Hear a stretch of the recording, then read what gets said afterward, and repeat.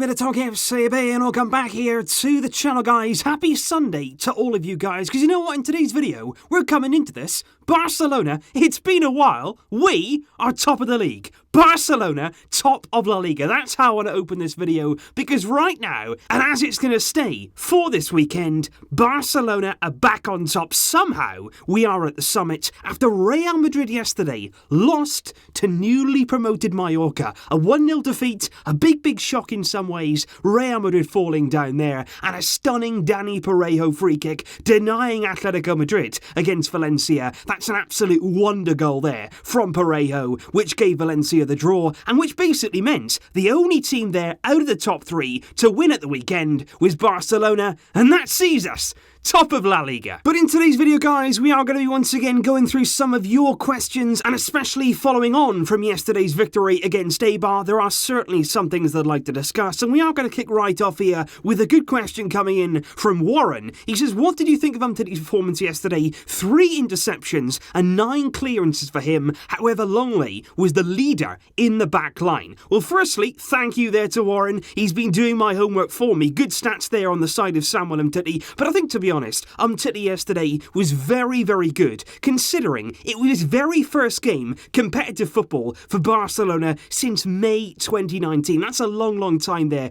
to go without a competitive game for Umtiti, and at times you could see that. You could see at times maybe he was a little bit sluggish, maybe he wasn't fully up to speed, and a few tackles he was late to, but overall, really great to have him back. Great to have him there in the back line, good defensively, and not only that, he's really good with the ball. He can play out, he can pass between the lines. He's so good in that area, and the most important thing now for Big Sam is staying out there, staying out on the pitch, keeping himself fit, having a run of games, and ultimately winning his place back in this team. Because of course, just like you mentioned there, Longley is the man that Samuel Umtiti is going to have to displace in this team in the short term, because he's the man in the left centre-back role who's come in. He's been very good in his time at Barcelona, and actually yesterday, I did feel as though the return of Umtiti actually brought the very best out of Clement Longley himself, because he was really good yesterday, providing an excellent assist there for Antoine Griezmann for the first goal, and I felt like Longley raised his level yesterday, and that's really important, because I actually think there before his suspension, obviously just a few games ago, Longley actually suffered a bit of a dip in form, and I think yesterday it was a much better display for him, exactly what we've seen over the course of his Barcelona career, and that's what he needs to continue doing to keep his place from Umtiti himself, and that's what we need at Barcelona. Have that competition for places, players playing at their maximum to stay in the team. That's what we want. And we do move on here to the midfield now, and I've got 2 really good questions here on Frenkie de Jong, and basically here talking about his positioning and where exactly is his best role, because more often than not right now we're seeing Frenkie de Jong play as an interior in that midfield, as he did yesterday, just ahead of Busquets in that midfield 3, but should he replace Sergio Busquets deeper in that midfield in the long term? And that's a really big and important question, and ultimately a very tough one for me, because to be honest, when Frenkie de Jong was brought in from Ajax, we all felt as though we'd found a long-term successor to Sergio Busquets, which was never ever going to be an easy thing to do. Replacing Busquets is such a difficult task. He's key in our system, he's massive in that midfield, and it's a very difficult task to take over from him. And let me be clear, I do believe that Frenkie de Jong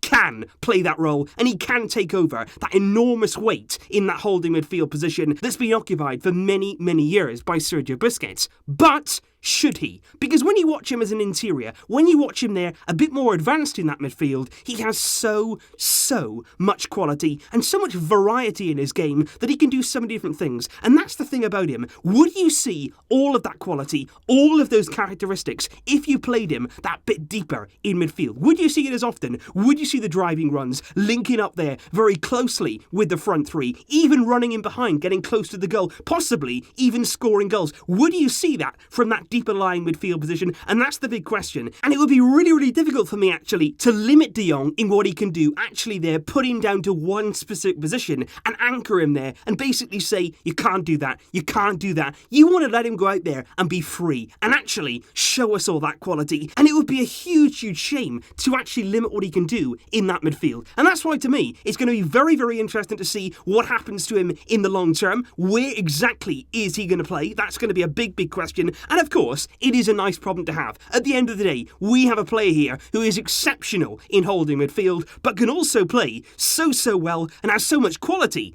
as an interior. And now we do have a double question here coming in with MSG's quality performance yesterday in Messi, Griezmann and Luis Suarez. What does this mean for Ansu Fati's game time, and will we ever see Moussa Wagué play? Like I say, they're two very valid questions. Let's break them down right here, because I think Ansu Fati, what we have to do right now, we've got to be patient. Ultimately, he's somebody who came into the first team this season against all the odds. We didn't expect it to happen, but he arrived under the occasion and he really shone, and I still believe that he can do that, no doubt about it. But with our forwards right now, there's clearly 3 starting places in that forward line, and with everybody fit, with everybody ready and available for selection, I would say right now Ansu Fati is 5th in line. You've got Messi, you've got Suarez, you've got Griezmann, you've got Dembele, then I would say you've got Ansu Fati. He's the 5th most likely forward to be used in that Barcelona team, and for a 16-year-old, that is not bad. But I do still believe we will see him throughout the season. You'll always have, in that front 3, a few little injuries, you'll have suspensions, you'll have rotation, we've got many games coming up, and whilst we may not see Ansu Fati starting as many games as he was, of course, when we had those injuries at the start of the season, Ansu Fati was in the starting lineup a lot of games. We may not see that as frequently, but I do still believe we will be seeing him here and there from the bench, coming on, having an impact, and I think we've got to see that. Ultimately, we still have to see Ansu, because there's so much quality, so much talent,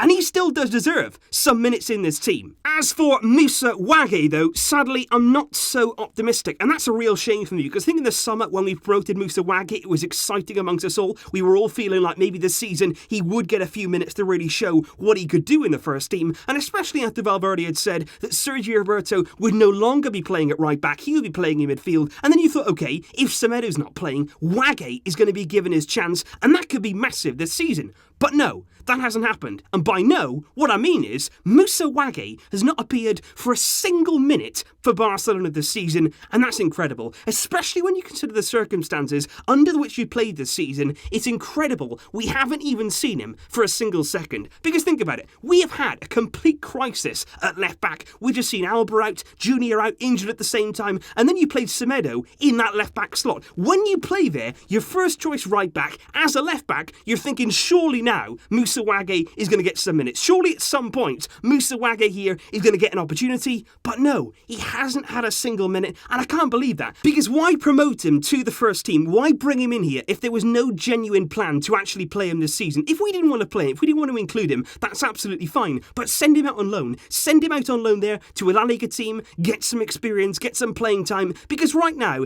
we're halting his progression, and we do this far too often. You look at somebody as well like Carlos Alenia, exactly the same situation. You got to understand with these guys, they can't just sit there and not play for the whole season. That is going to do nothing for them. And I think right now, the only option, the only glimmer of hope for Moussa Wagué would be those Copa del Rey games. But ultimately, is that enough? We should have seen him so far, at least for a few minutes, but nothing at all. What will happen in the near future? And just finally, guys, I want to clear up all this talk about El Clasico, exactly why it was cancelled and exactly when we could expect to see the massive fixture take place, because of course this coming Saturday it should have been time for El Clasico, but La Liga decided to cancel that game and postpone it to a later date because of what's going on right now in Barcelona with the protests, with all of the unrest given the situation in Catalonia. Now I feel actually the Clasico has been used in a bad way here. I almost feel as though it's Spain trying to punish Barcelona for what is going on right now, and unfairly I feel like El Clasico is almost being used here in a political way, and that shouldn't be the case. But anyway, it has been postponed. Now right now Barcelona and Real Madrid have both put forward a new date, the date they'd like to play El Clasico on. That right now is the 18th of December, and what needs to happen now is La Liga need to accept that new date. They didn't really want to go down that road, they didn't really want to play it in December, but look, if they wanted to postpone it, they've got to accept a new date, and right now Real and Barca want it on the 18th of December.